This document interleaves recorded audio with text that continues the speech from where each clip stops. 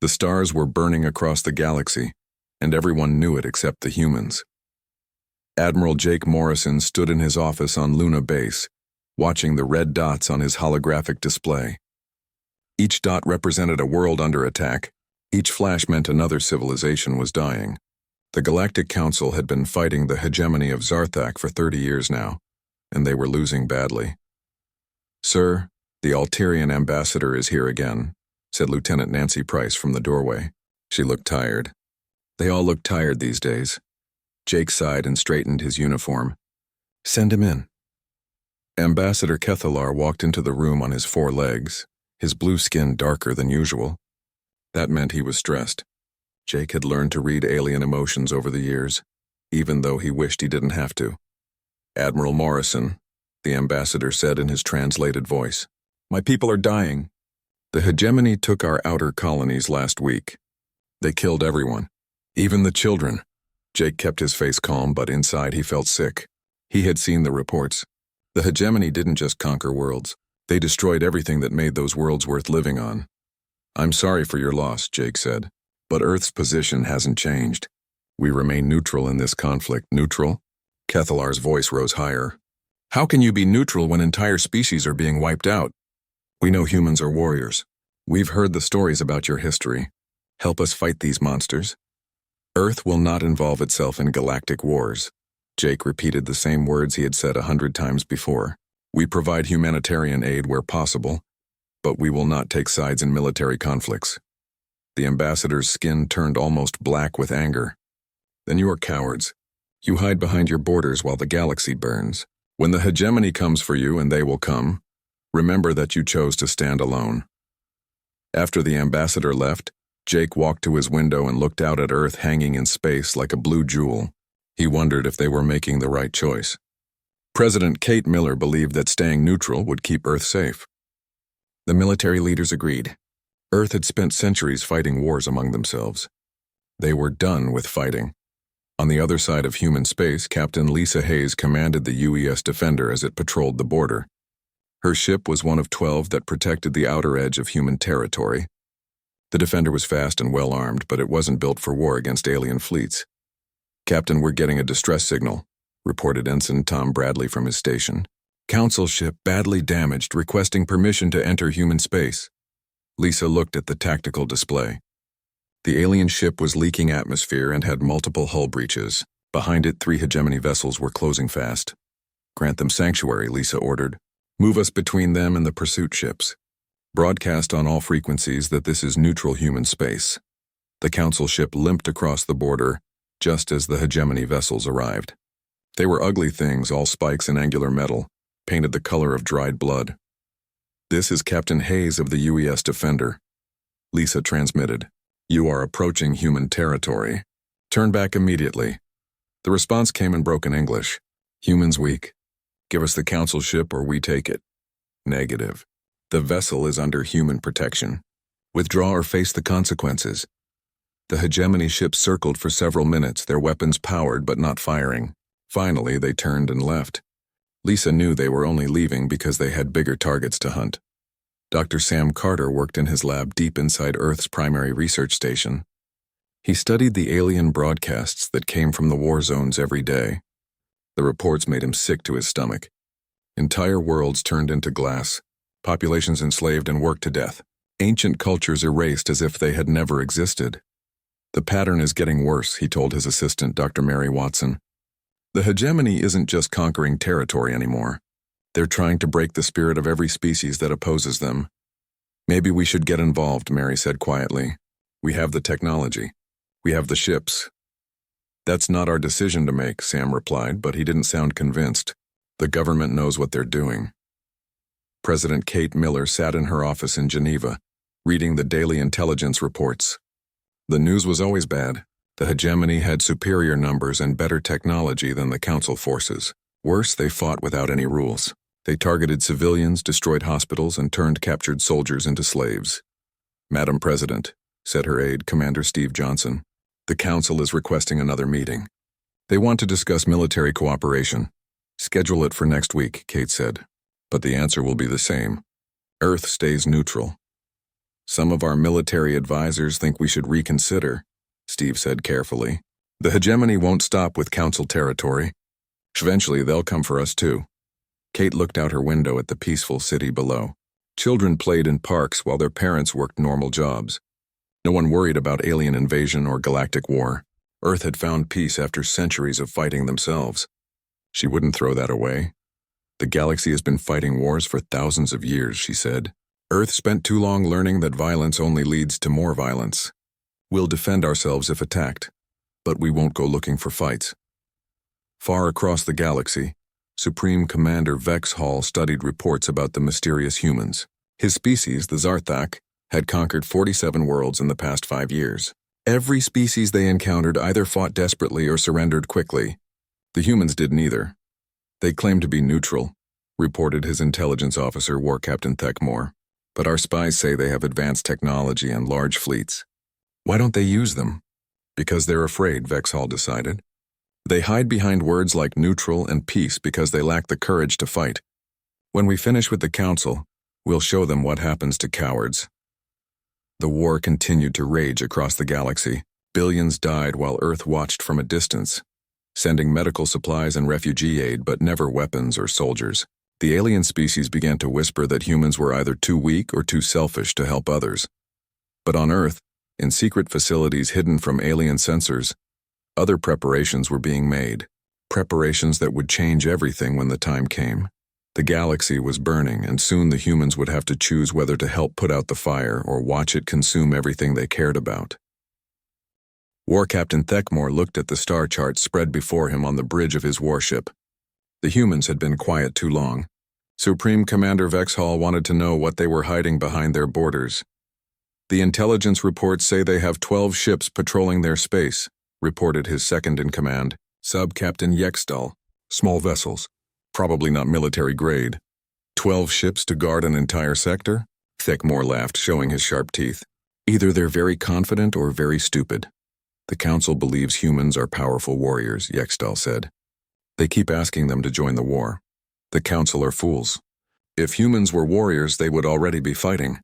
No, they're cowards who hide behind their technology. Time to test them. The hegemony fleet of 6 warships crossed into human space 3 days later. They moved slowly, scanning everything they encountered. The humans had colonies on several worlds, mining operations on asteroids, and trading posts scattered throughout the region. Captain Lisa Hayes received the alert while eating breakfast in her quarters aboard the UES Defender. Unknown vessels entering Sector 7, her communications officer reported. They're not responding to identification requests. Lisa rushed to the bridge and looked at the tactical display. 6 ships, large and heavily armed. Hegemony design. Her heart rate increased, but she kept her voice steady. Set course for their position. Send a message to Luna Base. Let them know we have uninvited guests. The hegemony ships were scanning the mining colony at New Denver when the Defender arrived. The colony was home to nearly 1,000 people, including many families with children. They mined rare metals that Earth needed for their technology. Unknown vessels, this is Captain Hayes of the UES Defender, Lisa broadcast. You are in violation of human territory. State your business or leave immediately. Thekmore studied the human ship on his screen. It was smaller than his vessels but looked well built. Definitely military, but only 1 ship against 6 of his. I am War Captain Thekmore of the Hegemony. We claim the right of passage through this space. Negative. This is sovereign human territory. You have no right of passage. Turn back now. And if we refuse? Lisa looked around her bridge. Her crew was watching her, waiting for orders. The Defender was fast and had good weapons, but it couldn't fight 6 hegemony warships and win. Then you'll face the consequences, she said, hoping she sounded more confident than she felt. Thekmore laughed. Show me these consequences, human. The first energy blast hit the Defender's shields like a hammer blow. The bridge lights flickered and several crew members were thrown from their seats. Shields holding at 80%, reported Lieutenant Carl Wright from the weapons station. Should we return fire? Lisa gritted her teeth. Earth's orders were clear. Don't start fights with alien powers. But they were already in a fight now. Evasive maneuvers. Ready all weapons. Send a priority message to Fleet Command. The Defender twisted away from the hegemony ships, using its superior speed to stay ahead of their weapons. But 6 ships could cover more space than 1. Soon the human vessel was taking hits on all sides. Shields down to 40%, Wright reported. Hull damage on decks 4 and 7. Captain, said Ensign Bradley from communications. New Denver Colony is requesting immediate evacuation. The hegemony ships are targeting their installations. Lisa watched in horror as energy beams lanced down from orbit, striking the mining facility. Explosions bloomed across the surface as buildings collapsed and people ran for shelter. They're targeting civilians, she whispered. The Defender couldn't fight 6 warships, but it could run. Lisa ordered a retreat to the edge of human space, transmitting everything they had recorded back to Earth. She hoped the colony's emergency shelters would protect the civilians until help arrived.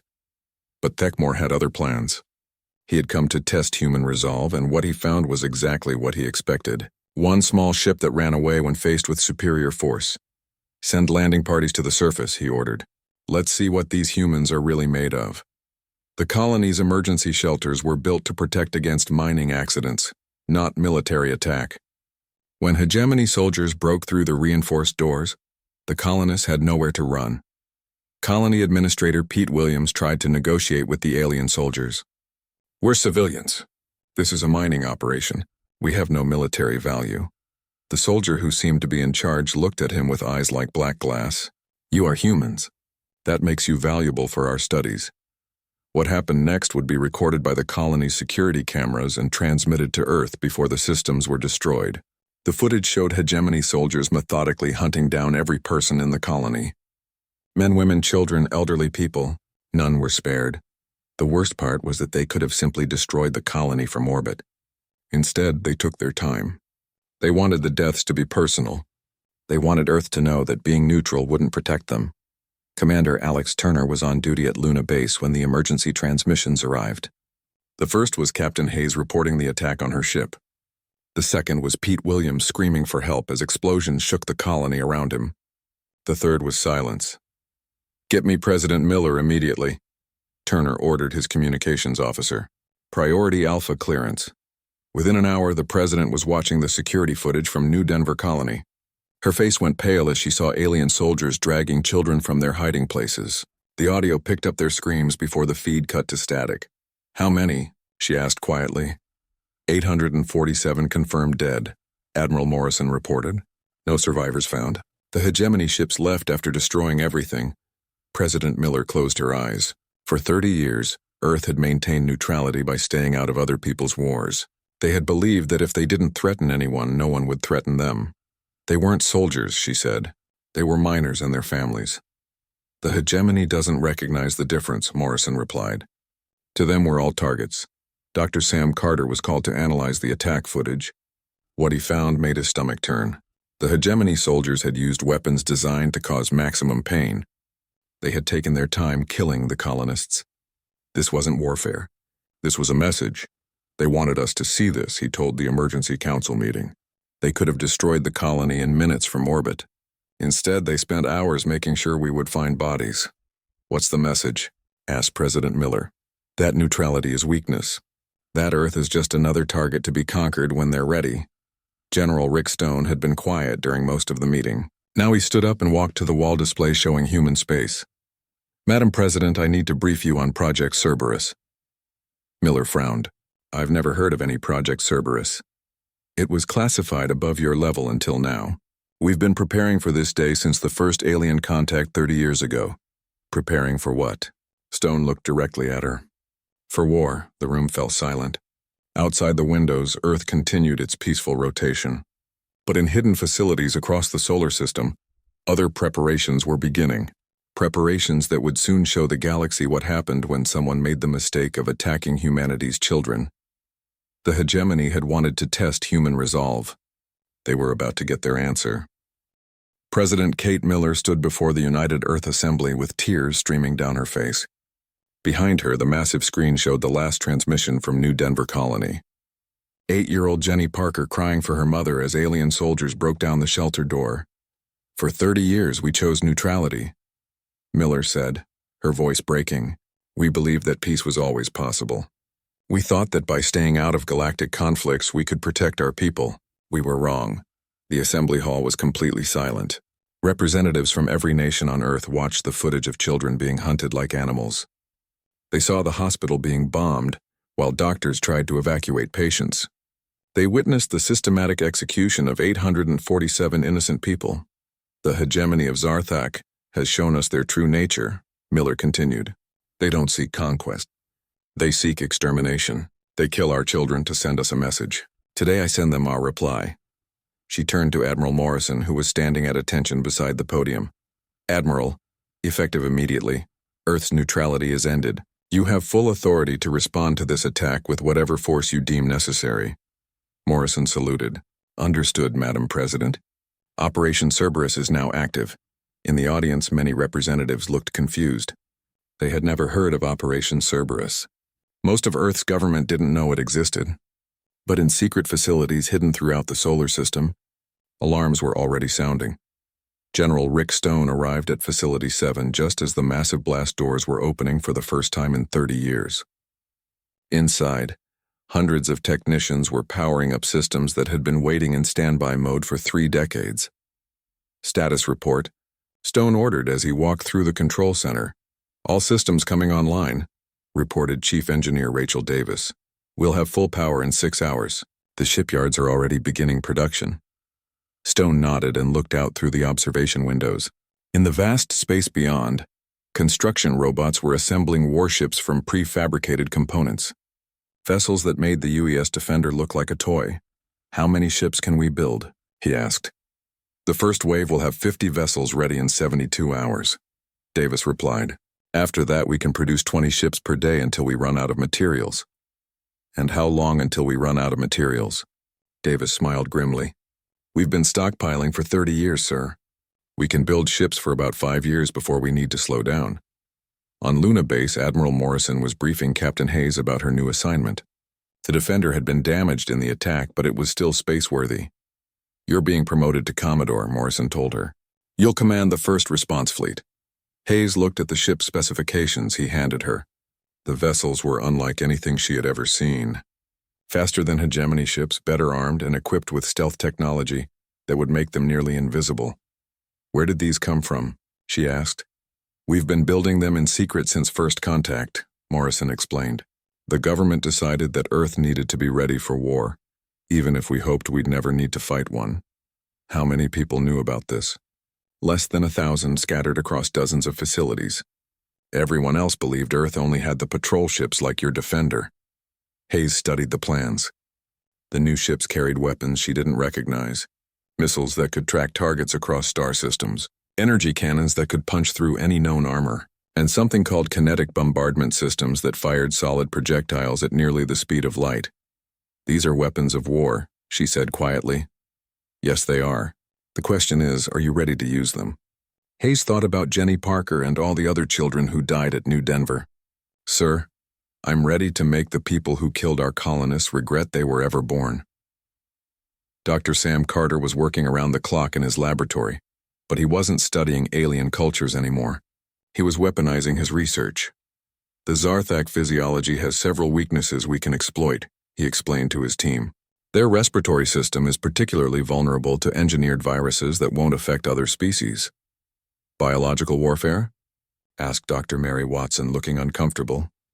They used biological warfare on us, Carter replied coldly. They hunted our children for sport.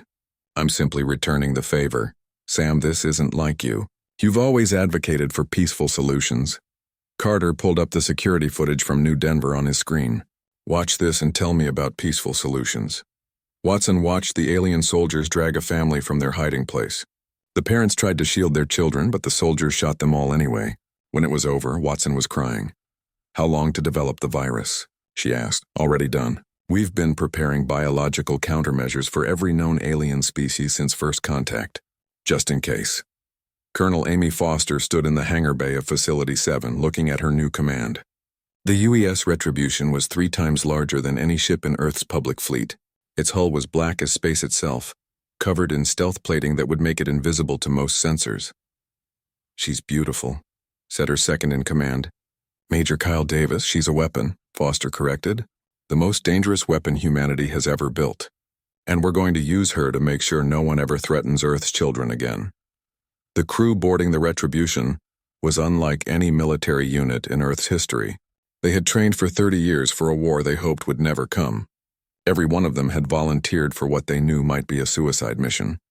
"Our target is the hegemony fleet that attacked New Denver," Foster announced to her officers. "We're going to find them and we're going to destroy them. No survivors, no prisoners, no mercy."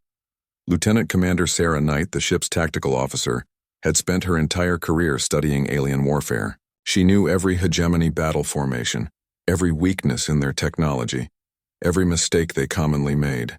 "The attack fleet is probably heading back to their forward base at Kethmar," she reported. "It's a heavily defended system with orbital platforms and patrol fleets." "How heavily defended?" Foster asked. "According to our intelligence, about 40 warships and 16 defense platforms." Foster smiled coldly. "Perfect.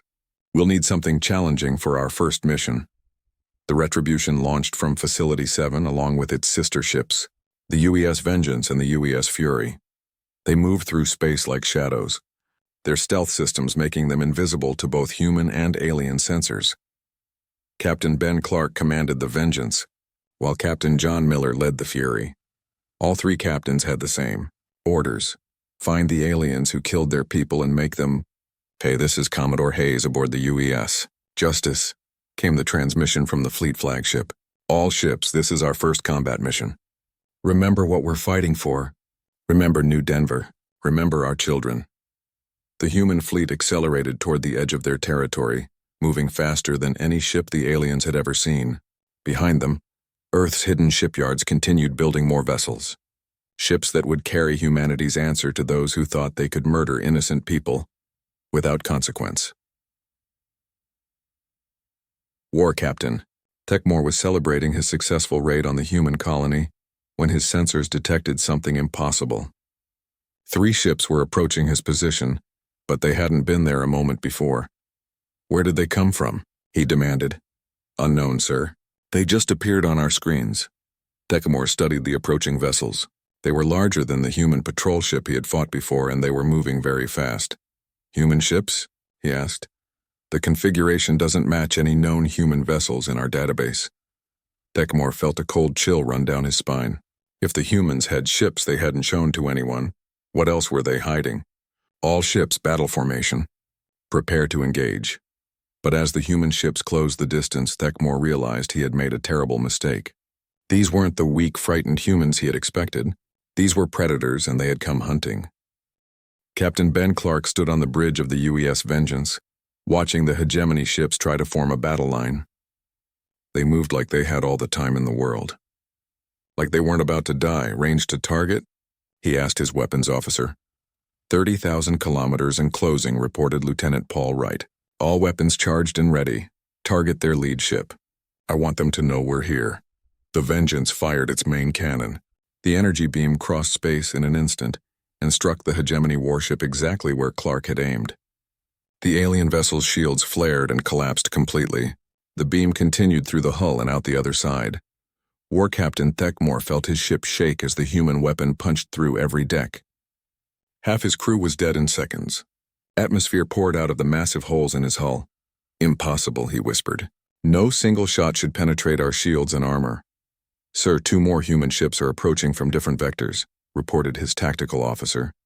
"They're moving too fast for our targeting systems." On the UES Retribution, Colonel Amy Foster watched the enemy fleet try to regroup. The aliens were panicking now. Their neat formation was falling apart as ships moved to avoid the next human attack. "Sarah, what's their next move?" Foster asked her tactical officer. Lieutenant Commander Sarah Knight studied the alien formations. She had memorized every hegemony battle doctrine during her years of study.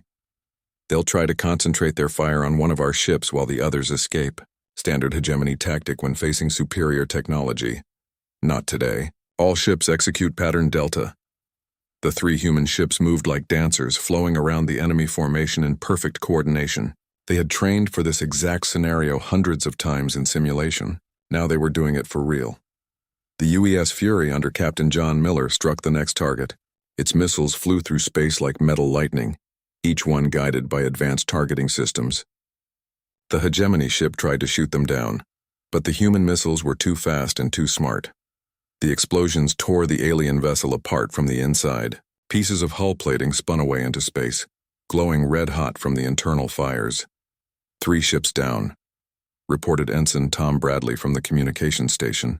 The remaining 3 are trying to run. Foster smiled coldly. Let them run. I want survivors to report what happened here. But Captain Clark had other ideas. This is the Vengeance. Request permission to pursue. Negative, Foster replied. We have a bigger target. Sarah, show me the location of their forward base.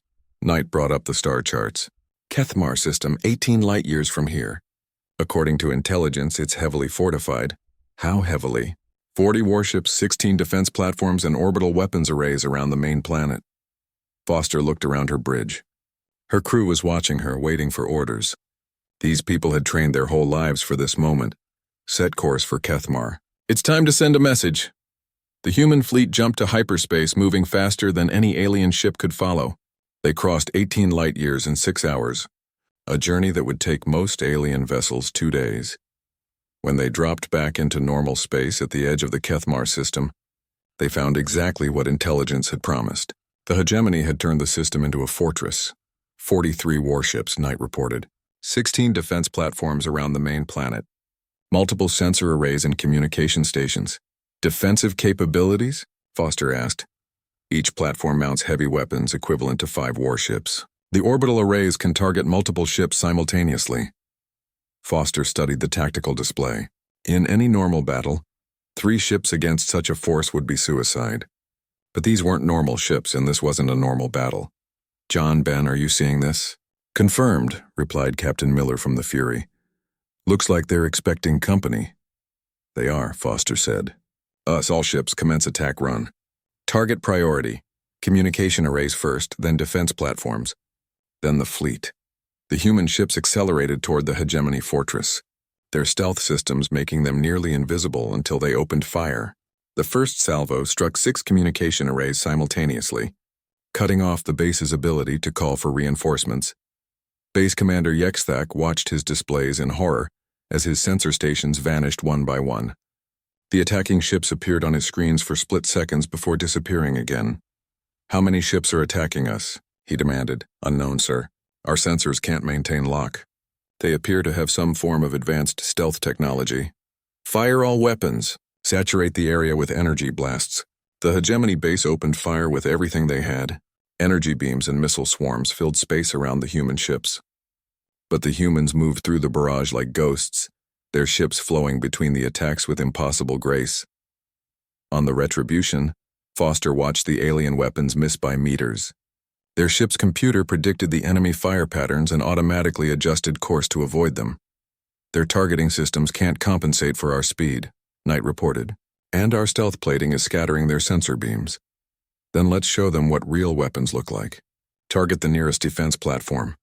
The Retribution fired its kinetic bombardment system. Solid projectiles accelerated to 90% of light speed struck the platform like the hammer of an angry god.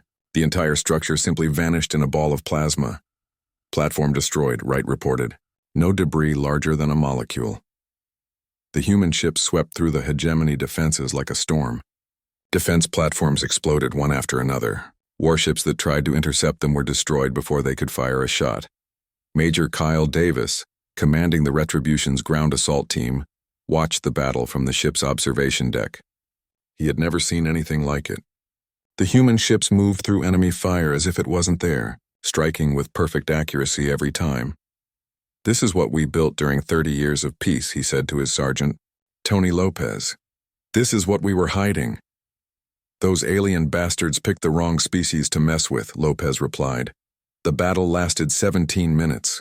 When it was over, the Kethmar system's defenses were gone. 43 warships had been reduced to floating debris. 16 defense platforms were clouds of superheated gas.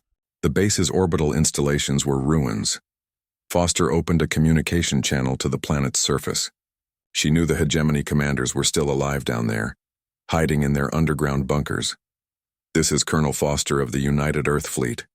You attacked our colony. You killed our children. This is what happens when you declare war on humanity. We are coming for all of you. The response came in broken English. We surrender. Please, we surrender. Surrender? Foster laughed, but there was no humor in it. You don't get to surrender. You killed 847 innocent people. You hunted children for sport. The time for surrender was before you decided to be monsters. The Retribution's bombardment systems targeted the military installations on the planet's surface. The weapons were precise, destroying only military targets while leaving civilian areas untouched. Foster wasn't a monster like the aliens. She wouldn't kill innocents. But the hegemony military bases vanished in columns of fire that reached into the sky. News of the battle spread across the galaxy within hours. The Galactic Council couldn't believe the reports. Earth, the peaceful neutral world that refused to fight, had just destroyed one of the hegemony's most important bases with 3 ships. Supreme Commander Vexhall received the news while planning his next offensive against Council worlds. For the first time in his military career, he felt afraid. How many human ships attacked Kethmar? He asked his intelligence officer. 3, Supreme Commander. 3 ships destroyed 40 of ours? Yes, sir. And according to the survivors, the human ships were faster and more heavily armed than anything in our database. Vexhall stared at the tactical display showing human space. For 30 years, they had assumed the humans were weak because they wouldn't fight. Now he realized they weren't weak at all.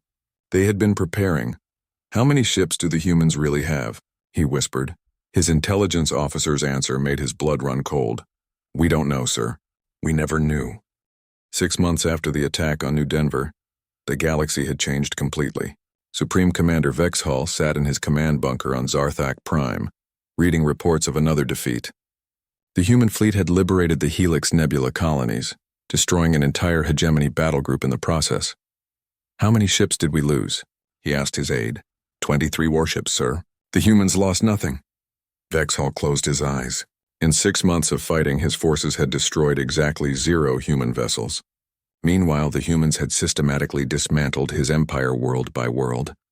What about reinforcements from the outer territories? The humans have cut off all supply lines. Our remaining fleets are trapped in isolated systems. The irony wasn't lost on Vexhall. For 3 decades, his people had fought the Galactic Council to a standstill. Now a species that had refused to join the war was defeating him with embarrassing ease. Captain Ben Clark stood on the bridge of the UES Vengeance, watching another hegemony world surrender without a fight. The planet's defense fleet had jumped to hyperspace the moment human ships appeared on their sensors. Should we pursue them? Asked his weapons officer. No need, Clark replied. Let them run. They'll just spread more stories about what happens when you fight humans. The liberation of Zirion 4 had been typical of recent operations. The human fleet appeared. The hegemony forces fled and the enslaved population was freed. No human casualties. Minimal destruction of civilian infrastructure. Sir, we're receiving a transmission from the planet's surface, reported Lieutenant Sarah Morris. The Zirion government wants to thank us personally. Clark watched the alien leader on his screen, a tall being with blue skin and 4 arms. Tears were streaming down the creature's face. Captain Clark, my people have been slaves for 8 years. We thought we would die in the mines. Thank you for giving us our freedom. Don't thank me, Clark said. Thank the children of New Denver. We're doing this for them. On Earth, President Kate Miller stood before the United Earth Assembly once again. This time she wasn't crying. Her face was calm and determined as she addressed the representatives. 6 months ago, the hegemony of Zarthak taught us a valuable lesson. They showed us that neutrality is not always an option, that sometimes evil must be confronted directly. Behind her, the display showed a map of the galaxy. Red areas marked hegemony territory, blue marked the Galactic Council, and green marked the growing number of worlds under human protection. Today, I can report that the hegemony threat has been neutralized. Their military forces have been destroyed or scattered. Their leadership is in hiding. The species they enslaved are free. The assembly erupted in applause. Representatives who had once criticized Earth's military buildup now praised the results. But we must remember the cost of our neutrality, Miller continued, her voice growing serious. 847 innocent people died because we believed we could stay out of galactic conflicts. We learned that sometimes the most dangerous enemy is the one you don't take seriously. Admiral Morrison stood at the back of the assembly hall, watching the president's speech. In his hand was a report from Dr. Sam Carter about the final fate of the hegemony leadership. The biological weapon had been delivered to Zarthak Prime 3 days ago.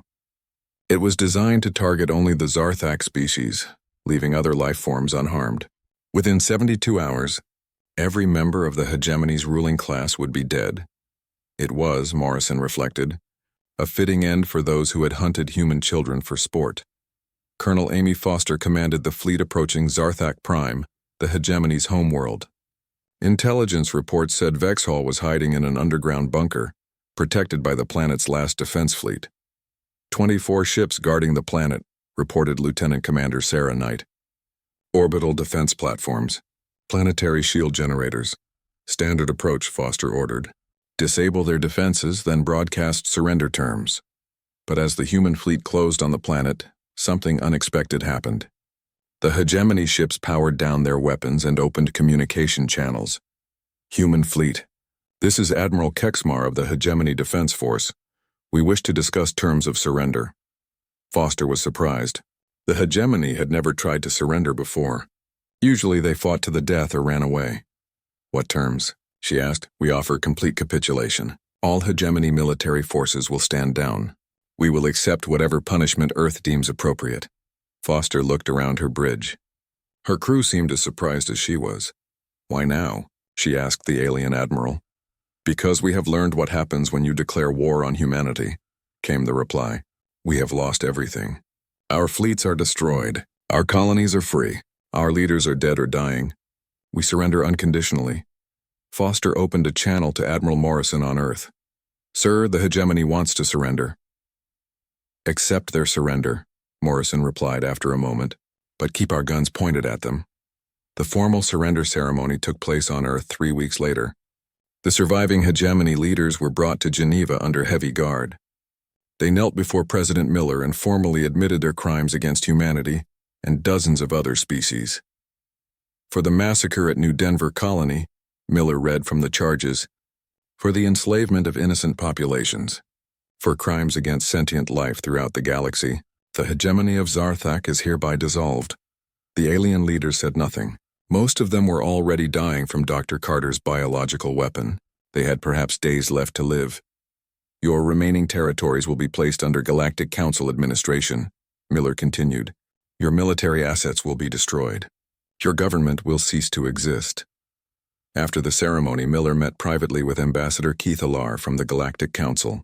The alien's blue skin was bright with happiness. President Miller, the Council cannot thank Earth enough. You saved our civilization.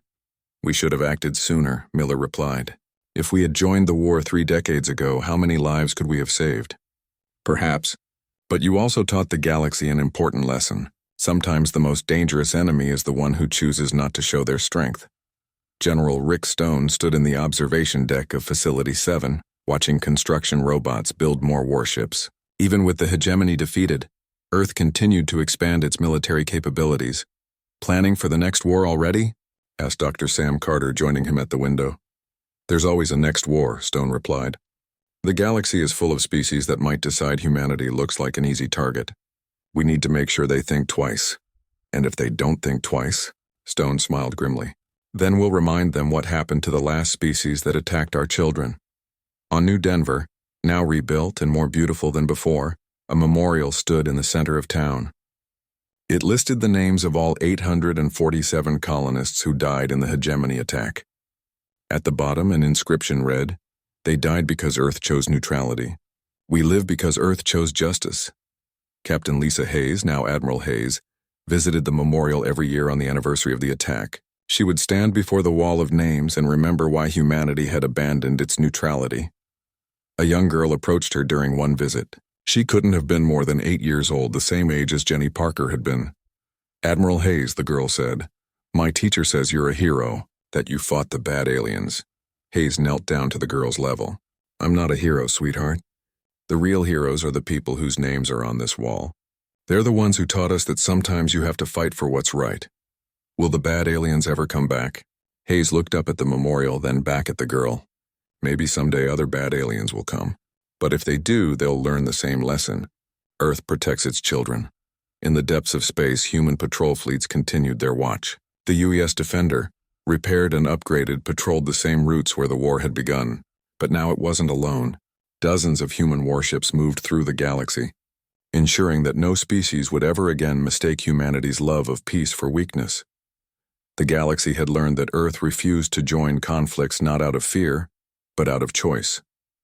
And when that choice was taken away, when innocents were murdered and children were hunted, humanity's response was swift and terrible. The hegemony of Zarthak had picked the wrong enemy. They learned too late that the most dangerous opponent isn't the one who wants to fight. It's the one who doesn't want to fight but will when they have no choice. Earth had tried neutrality, but neutrality, they learned, was a luxury that required strength to maintain, and when the time came to abandon neutrality, humanity was ready. The galaxy would remember the lesson for a very long time.